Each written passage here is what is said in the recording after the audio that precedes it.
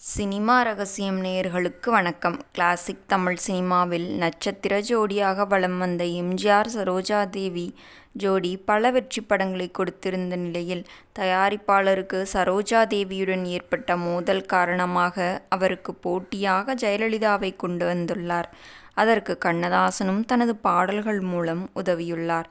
இந்த சம்பவம் குறித்து சினிமா விமர்சகர் துரை சரவணன் தனது யூடியூப் சேனலில் வெளியிட்ட வீடியோ பதிவு ஒன்றில், ஒரு காலத்தில் எம்ஜிஆரின் ஆஸ்தான கதாநாயகியாக இருந்தவர்தான் சரோஜா தேவி.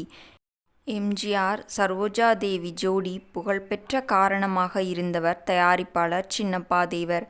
சரோஜா தேவி பெரிய வெளிச்சத்திற்கு வந்த பிறகு அவரின் தாயார் ருத்ராம்மா தயாரிப்பாளர்களிடம் கராராக நடந்து கொண்டதால் இது திரைத்துறையில் புகைச்சலாகவே இருந்து வந்தது. அந்த சமயத்தில் சின்னப்பா தேவர் தயாரிப்பில் எம்ஜிஆரின் வேட்டைக்காரன் படத்தில் நடிக்க இருந்தார். படத்தில் அவருக்கு நடிக்க சரோஜா தேவி கால்ஷீட் கேட்டு சென்ற சின்னப்ப தேவர் எம்ஜிஆர் வரும் நாட்களில் கால்ஷீட் வேண்டும் என்று கேட்டுள்ளார். ஆனால் சரோஜா தேவியின் அம்மா ருத்ராம்மா, தேதிகளை எங்களிடம் கேட்டு முடிவு செய்ய வேண்டும் என கராராக கூறியுள்ளார். 4 மொழிகளில் சரோஜா தேவி நடித்து வருகிறார்.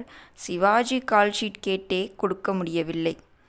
மேலும் கலர் படம் எடுக்கும் பெரிய தயாரிப்பாளர்கள் எல்லாம் சரோஜா தேவியின் கால்ஷீட் கேட்கிறார்கள். எங்களால் கொடுக்க முடியவில்லை.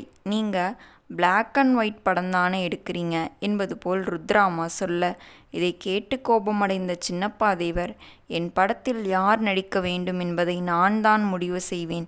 இனிமேல் என்னுடைய எந்த படத்திலும் உங்க பொண்ணு நடிக்காது என்று கோபமாக கூறிவிட்டு சென்றுள்ளார். அடுத்ததாக சின்னப்பா தேவர் நடிகை சாவித்திரியிடம் சென்று கால்ஷீட் கேட்டு வேட்டைக்காரன் படத்தில் நடிக்க வைத்தார். ஆனால் எம்ஜிஆரின் ஆஸ்தான கதாநாயகி இல்லை என்ற பேச்சு எழுந்தது. இதனை சரி செய்ய சின்னப்பா தேவர் எம்ஜிஆரை சந்தித்து பேச 1000ல் ஒருவன் பட ஷூட்டிங் நடக்கும் இடத்திற்கு செல்கிறார். அந்த படத்தில்தான் ஜெயலலிதா முதல் முறையாக எம்ஜிஆருக்கு ஜோடியாகிறார். அப்போது நாணமோ நாணமோ பாடல் ஷூட்டிங் நடந்தது. அதில் ஜெயலலிதா நடிக்க சிரமப்பட்டது போல் தெரிந்தது.